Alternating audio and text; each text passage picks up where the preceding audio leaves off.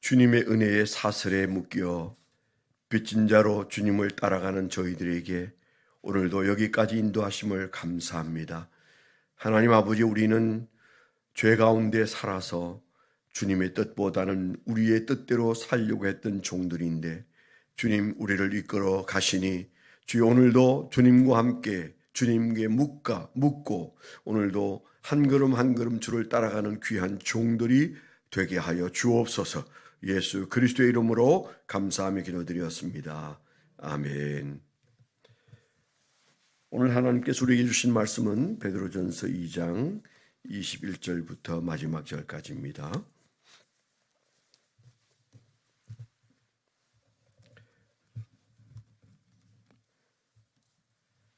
신약성경 380페이지 베드로전서 2장 21절부터 마지막 절까지.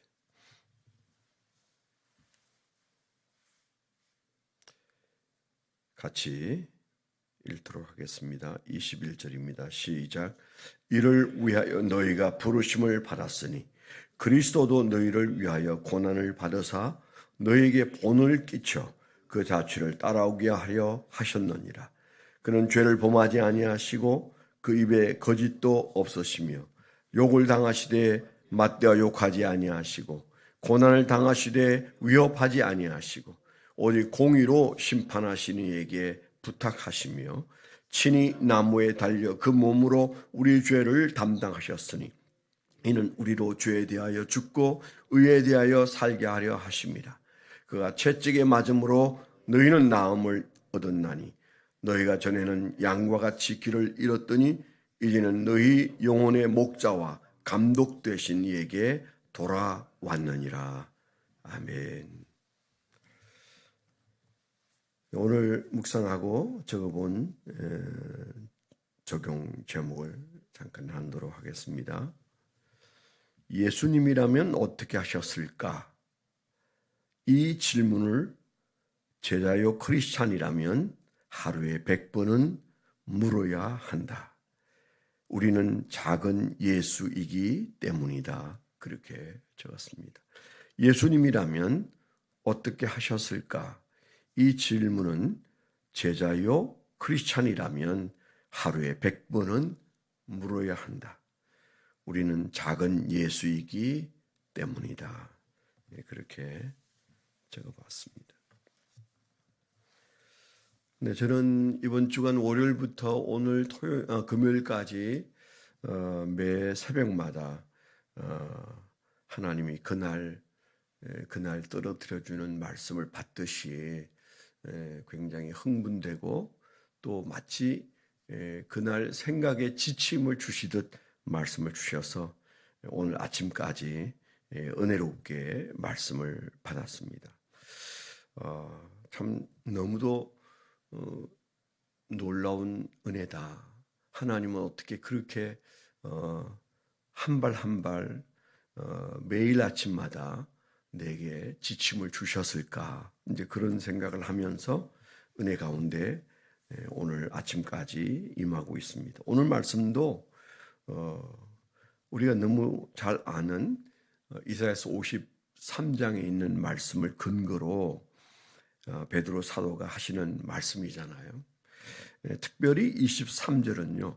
제가 이제 세 번역으로 한번 읽어드리면 그는 모욕을 당하셨으나 모욕으로 갚지 않으시고 고난을 당하셨으나 위협하지 않으시고 정의롭게 심판하시는 이에게 다 맡기셨습니다. 그런 말이에요. 우리 개역 개정에서는 욕을 당하시되 맞대어 욕하지 아니하시고 고난을 당하시되 위협하지 아니하시고 오직 공의로 심판하시는 이에게 부탁하시며 이렇게 이제 간결하게 되어 있는 말씀인데 세 번역에는 조금 더 자세하게 말씀하신 내용입니다. 예수님이 이 세상을 살면서 모욕을 겪을 때 어떻게 하셨는가 그 얘기를 하고 있지 않습니까? 우리가 아는 예수님의 생애에서 그 영광을 받으신 시간보다 모욕을 당한 시간이 훨씬 많았죠. 그리고 그 모욕의 크기는 상상할 수 없는 것인데, 우리가 생각할 때 그건 예수님이시니까, 또 그분은 또 다 아시는 분이시니까, 또 그분은 힘이 있어서 그저 모욕을 주는 사람들에 대하여 주님께서 안갚음을 할 마음이 없을 만큼 주님은 품도 넓고 능력도 있는 분이시니까 이렇게 우리가 평소에 생각하기 쉬워요. 예수님과 나는 다르다. 그런데 오늘 말씀은 예수님이 그렇게 하신 것에 대하여, 예수님의 이 세상에 와서 십자가에 매달려 죽으시기 무려 700여 년 전에 다윗을 이사야를 통해서 하셨던 그 말씀이 기록된 말씀대로 예수님은 사셨고, 그리고 십자가에 매달리셨는데, 그 십자가는 인간이 겪을 수 있는, 인간이 도저히 감당할 수 없는 모욕의 덩어리죠. 이제 그 십자가를 매게 하는 것부터 시작해서 채찍질과 못을 받고 옷을 벗기고 침을 뱉고 소리 지르는 사람들 앞에 그 매달려 있는 하나님의 아들 예수 그리스도가 죄 많은 인간들에게 질시를 받는 모습, 그 모습보다도 더 모욕적인 모습은 세상에 없을 겁니다. 그런데 우리가 생각할 때는, 아니면 제가 생각할 때는, 예수님은 예수님이시니까, 그리고 예수님은 그거 하려고 오셨으니까, 예수님은 힘이 너무 크고 그리고 영광스러운 분이다. 이런 모욕은 그분에게는 그냥 우습게 보일 수도 있을 테니까 우리가 이렇게 생각하기 쉽거든요. 주님을 존경하고 사랑하고 따르고 그러지만 예수님과 나는 같을 수 없다. 예수님의 반응을 내가 할 수도 없지만 예수님은 나와 같은 사람의 반응을 하실 이유가 있겠는가? 우리가 이런 생각을 평소에 조금 하지 않습니까? 오늘 말씀에 베드로를 통해서 우리에게 주시는 요지는 그거 아니다. 예수님은 예수님이고 나는 나고 너는 너다, 그렇게 말하지 않는 겁니다. 그분이 본을 보이셨다 그랬잖아요. 21절에 이를 위하여 너희가 부르심을 받았으니, 주님이 우리를 부르신 소명의 이유가 거기에 있다, 그렇게 말하면서 그리스도도 너희를 위하여 고난을 받으셨는데 너희에게 본을 끼쳐서 그 자취를 따라오게 하려 하셨느니라 그러셨잖아요. 엄청난 말씀이에요.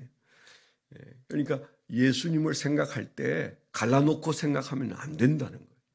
물론 당연히 우리의 변명의 여지가 있고 우리의 하소연이 틀린 말은 아닐 수도 있는데, 주님은 우리를 그렇게 부르시고 그렇게 귀하게 여기셔서 본을 보이신 것이죠.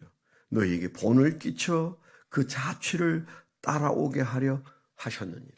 예수님이 여러 번 하신 말씀이 누가복음 9장 23절부터 시작해가지고 있는 말씀이, 아무든지 나를 따라오려거든 자기를 부인하고 날마다 제 십자가를 지고 나를 좇을 것이니라, 나를 따를 것이니라 그러셨는데, 그 자취를 따라오게 하려 하셨느니라 그렇게 말씀하시고 이 말씀을 우리에게 주셨잖아요.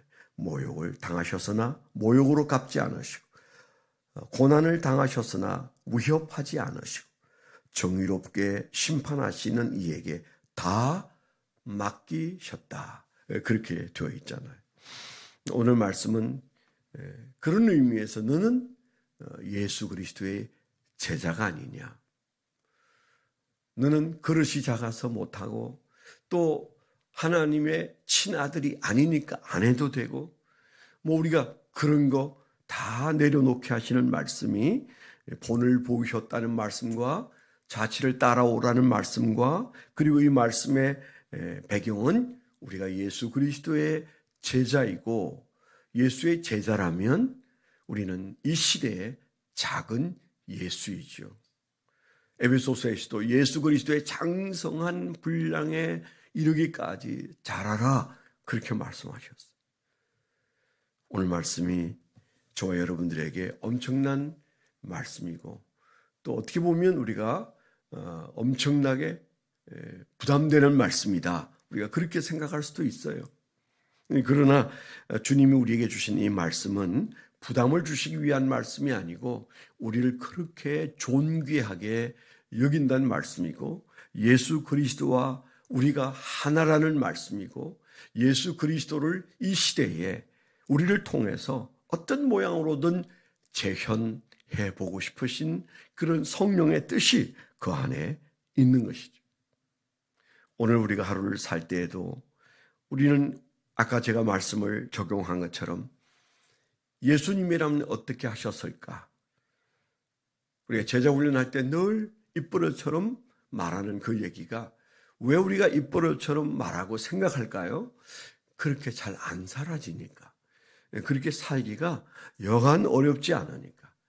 그런 생각만 해도 도망가고 싶으니까 주님은 우리에게 한사코 그런 말을 되뇌이게 하고 생각하게 하고 기도하게 하고, 그리고 우리는 그것을 훈련하게 하시는 주님의 인도를 지금까지도 우리가 받고 있는 거죠. 오늘 이 말씀 앞에서 저와 여러분들이 기억하실 것은 내가 이 시대에 작은 예수로 주님에 의하여 부름받았다. 내가 그 제자가 아니면, 그 작은 예수가 아니면 주님의 보는 의미가 없는 것이고 주님의 자취를 따라야 할 이유도 없는 거죠. 주님께서 그렇게 위대하셨다 그 얘기를 하는 게 아니잖아요. 바로 그게 내가 가야 할 길이다, 그 말씀이세요. 여기에서 우리가 무너지면 우리는 그저 아주 쉽게 편한 대로 살게 되어 있습니다. 주님이 원하는 그것을 붙들고 할 수 없으나 하고자 할 때, 그때 우리 안에 성령의 도우심을 만나고 인도하심을 만나게 되리라, 그렇게 생각합니다. 저에게 주셨고 또 여러분에게 주신 이 말씀이 오늘 하루를 살고 남은 생애를 살 때 하루에 100번이라도 이럴 때 예수님은 어떻게 하셨을까? 우리가 그 질문을 던지면서 주님은 나를 본을 삼아 말씀하시고 행동하셨고, 자취를 따라오라고 말씀하셨고, 그리고 십자가를 지고 나를 좇으라고 하신 말씀 속에 내가 예수 그리스도와 함께하는 자리에 있다는 사실을 우리가 생각할 때 우리의 행동은 우리의 인내심이나 우리의 인격으로 하는 것이 아니라 신분으로 하는 거죠. 주님은 오늘 우리에게 너의 신분이 말하고 있다, 그렇게 말씀하시잖아요. 너의 인격이 말하고 있다 그러면 우리는 우리식으로 살아도 돼요. 그런데 너는 너의 신분으로 살으라, 그 말씀을 이 말씀 통해서 우리에게 주는 거죠. 주님의 제자된 신분, 작은 예수된 신분, 이 신분 붙들고 오늘도 그 신분에 걸맞는 성화의 걸음을 걷게 되기를 축원합니다. 오늘 우리에게 주신 말씀, 이 말씀에 근거해서 여러분 자신을 위해서 기도하실 때 아울러서 기도 부탁을 드리면, 멘토링 선교 세미나를 앞에 두고 이제 그곳에서 사역을 하고 돌아와서 일상으로 돌아가기까지 15분의 단기 선교단을 위해서 기도해 주시고 25분의 선교사님을 위해서도 여러분 간절히 기도해 주시길 바랍니다. 떠나기 전에 또 건강에 좀 교통사고를 만난 분, 또 미끄러져서 또 이마를 찧어서 여러 반을 또 꼬매고 지금 힘든 시간을 보내는 분, 뭐 이런저런 마귀의 시험들이 있다고 생각이 됩니다. 그래서 여러분 기도해 주시면 정말 놀랍게 잘 감당하고 올 수 있을 것이라는 생각이 듭니다. 그리고 내일 올리버 블레싱을 위해서 기도해 주시고요. 모레 주일 예배를 위해서도 성령의 불이 임하는 그런 은혜의 예배를 우리가 드릴 수 있도록 여러분 기도해 주시기 바랍니다. 하나님 아버지 감사합니다. 일주일 내내 종과 그리고 거룩한 성도들에게 그날 필요한 말씀을 그때그때 주셨고, 주님, 그 말씀을 저희가 감사하고 기쁘게 받고 오늘 또 이 금요 새벽 기도에 주신 말씀을 저희가 사랑합니다. 주님, 본을 보이셨으니 자취를 따라오셨으니 우리가 예수 그리스도를 따르기에 부족함이 없도록 주여 우리 마음속에 주님과 함께 된 우리의 신분을 생각하며 오늘도 살아갈 수 있는 새 힘을 허락해 주시옵소서. 이제는 우리 주 예수 그리스도의 은혜와 아버지 하나님의 극진하신 사랑과 성령님의 내주 동행하시며 감화 감동하심이 하나님을 사랑하는 거룩한 백성들의 생애 위에 지금부터 영원토록 함께하여 주시옵기만을 간절히 축원하옵나이다. 아멘.